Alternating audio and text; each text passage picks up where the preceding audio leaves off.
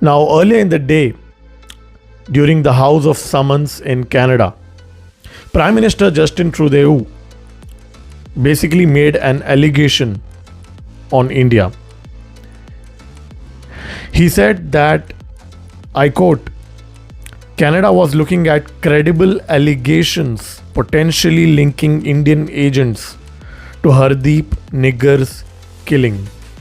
Hardeep Nijjar was a person living in Canada who got shot on 18th of June earlier this year, and he belonged to Sikh community, and he was known to be part of a separatist group operating within Canada. In this video, we're going to understand why Justin Trudeau did what he did and what can his political party, the Liberals, gain out of this. And who is this guy Hardeep Nijjar? And what moral high ground does Canada have to lecture India when Canada is harboring terrorists on its own soil who openly talk about assassination of Indian diplomats? Immediately after this allegation that Trudeau made, Canadian government expelled the Indian intelligence chief who was based out of Canada. This was a very rare move which usually happens under the carpet, but this time they openly asked the Indian intelligence chief to leave Canada.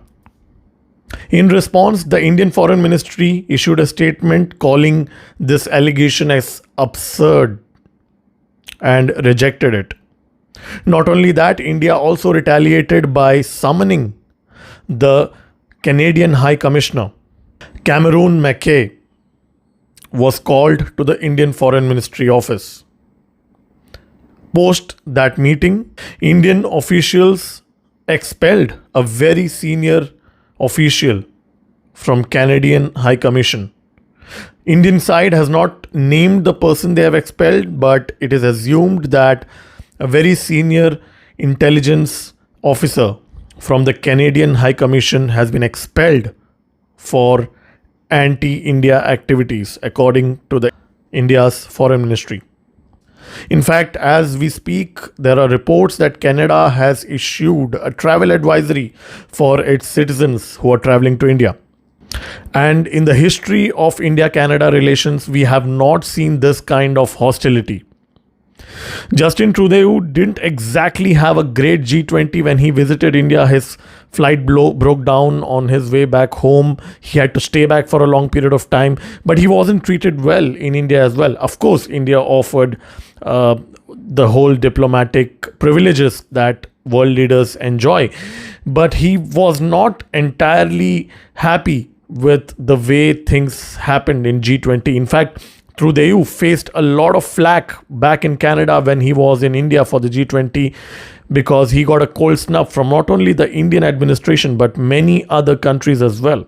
I would first like to throw some light on this guy Hardeep Nijjar. Who is he and what exactly is this about?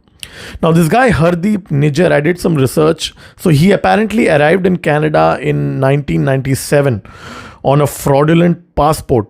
Yes, so he basically arrived and using a fraudulent passport, and he got arrested and caught, and immediately he applied for a refugee status. So he said that he was being exploited back in India, and apparently Indian police, Punjab police in India had an arrest warrant against him before he escaped to Canada. Now, coming back to his case, he showed his fake passport, he got caught, he applied for refugee status, but it was rejected. Now, after the rejection of his refugee status, he married a local Canadian, or I would say a marriage of convenience back then. And he again applied for a refugee status, but it was denied again. Now, as we speak, there are some questions on the citizenship of this guy, Hardeep Nijjar. Did he really have Canadian citizenships? We are getting conflicted reports about that. The Canadian government has not yet officially clarified Justin Trudeau's statement that he was a Canadian citizen, but there is a question mark if he was really a Canadian citizen or a refugee. Now, apart from this, he had an Interpol red notice on him. So he was an international criminal. He was a sympathizer for the terrorist organization which is currently demanding a separate country out of a region in India called Khalistan. And he basically is also supporting an organization which conducted a plane bombing in 1985, which killed more than 268 Canadian citizens among 60 other people back then. So this guy clearly has been a criminal. And on 18th of June, he was shot dead. And, it can't really be ruled out that the Indian intelligence agency, that is RAW, could have very well carried out this assassination. But we need to understand why Justin Trudeau is doing what he's doing. Justin Trudeau came into power in 2015. And when he came into power, obviously the Liberals were the underdogs. And because Conservatives have always ruled Canada for decades. But in 2015, Justin Trudeau won the election despite not being in the majority. He had support from some members of NDP party, which is the New Democratic Party, headed by Jagmeet Singh, who apparently is a Sikh leader who has alleged connections with Khalistani Separatist movement.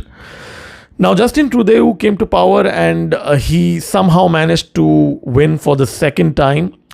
Now, as we speak, I can see that in the Canadian House of Commons, there are 338 seats, okay? And the Liberals have won 158 seats out of it. And the New Democratic Party, that is the Sikh guy, Jagmeet Singh led party, has around 25 seats, and then the Conservatives, they have around 117 seats. And then we have this Bloc Québécois, which they have around 32. So basically, Liberal Party currently in Canada is taking the help of NDP, which is the Sikh leaders run party, to stay in power. So as we speak, the Liberal Party is a minority government. Yes, they don't have the majority. So they need support of smaller political parties in Canada, and NDP is the political party which is supporting liberals to rule Canada. Now, back early in 2010s, the Conservatives were trying to ally with NDP, but then things fell through the cracks. And it was very clear later in the decade, in 2010s, that if the Liberals had to win election, they had to take the support of NDP. And this guy, Jagmeet Singh, is known to be a kingmaker, if I may call it, in the political circles of Canada, because 25 members is not a small number. So this 25 members, NDP can use to swing the results of Canadian elections as we speak. So as we speak, almost a year back, NDP has pledged support to Justin Trudeau, that they will support Justin Trudeau till 2025 Canadian elections. So Trudeau clearly has assurance from NDP that they will support him till the 2025 elections, which will happen in Canada. So Trudeau is obligated to do things in favor of NDP. There's no question about that. And NDP has given a conditional support to the Liberals to stay in power. So one thing is very clear, that Justin Trudeau's government is dependent on the Sikh leader Jagmeet Singh's NDP to stay in power. So Trudeau cannot do anything which will harm NDP or any of its members. Now, in that context, if we try to connect the dots, this guy Hardeep Nijjar, whose name is in the Interpol red list, if he was harmed, obviously the separatist leaders in Canada who are there, who are also somewhere linked to NDP allegedly, because NDP has a lot of Sikh community support. Canada, the Indian community in Canada is around 1.4 million. The Canadian population is around 40 million. So out of the 1.4 million Indian community, we have around 800,000 Punjabi origin people. Are now largely these people are Sikhs. There's a large chunk within that community who are either sympathizing for the Khalistani Separatist movement or are actively part of Khalistani Separatist movement. Now, Justin Trudeau certainly cannot upset them, right? So this is very clear why there is a conflict of interest here on why Justin Trudeau should actually stand up for a criminal, an international criminal. 25 seats is not much if you consider that there are total 338 seats. But these 25 seats, they act as game changers. So if a party gets around 120, 130 seats, anybody who has the support of these 25 seats, they can swing the elections in their favor. So that is the reason why leaders like Jagmeet Singh in Canada of NDP party act as kingmakers in the Canadian politics. And this is the reason why Justin Trudeau is doing what he's doing. You see, there is a loophole in the Canadian electoral system. I wouldn't call it a loophole, but it is kind of very, very over-liberal, if I may use that word. The way it works is that there are these electoral districts which are called as ridings, and each riding, within each riding, if someone has to become a member of the House of Commons representing a political party, they have to get as many nominations as possible from that particular locality. And because the Sikh community in Canada, they are very powerful and they are very closely connected. In fact, they have big, huge joint families, extended families who stay together or stay in the same locality.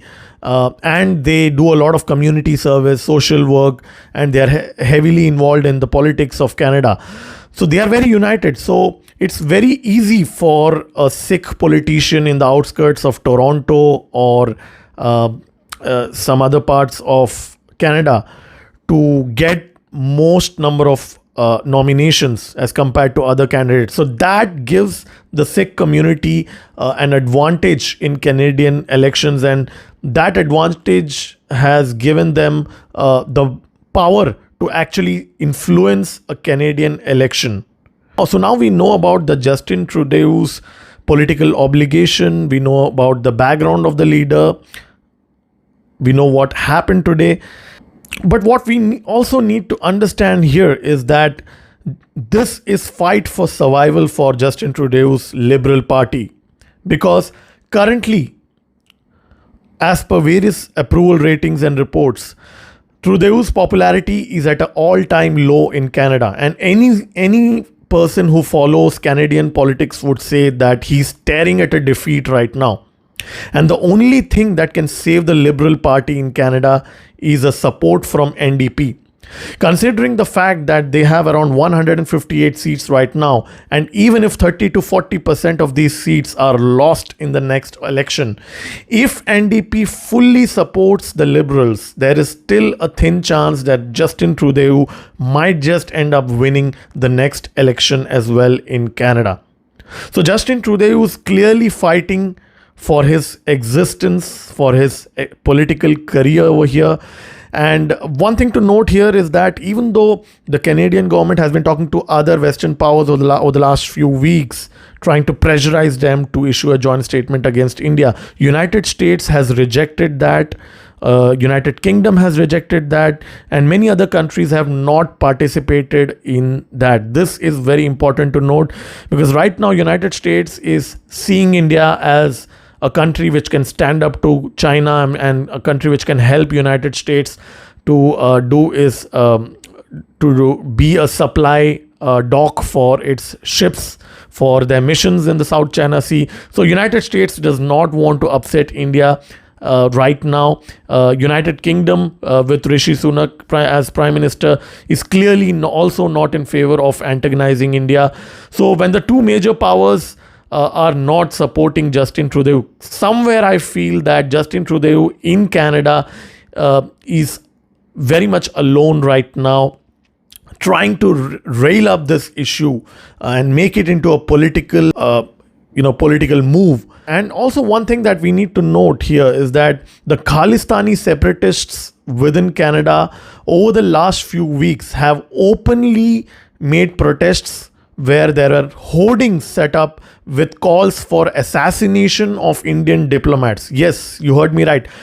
There were open calls for assassination of Indian diplomats right under the watch of the Justin Trudeau government. In fact, some of these places where these protests happened, there were actually presence of Canadian police. So with the police protection, these protests were happening, openly calling for killing of Indian diplomats. So now this is something that Justin Trudeau did not take action on, despite Indian government's repeated requests to Canada, despite Indian Foreign Ministry's repeated letters and statements issued over the last few months. So Justin Trudeau has been very soft on Khalistani separatists who are operating out of Canadian soil.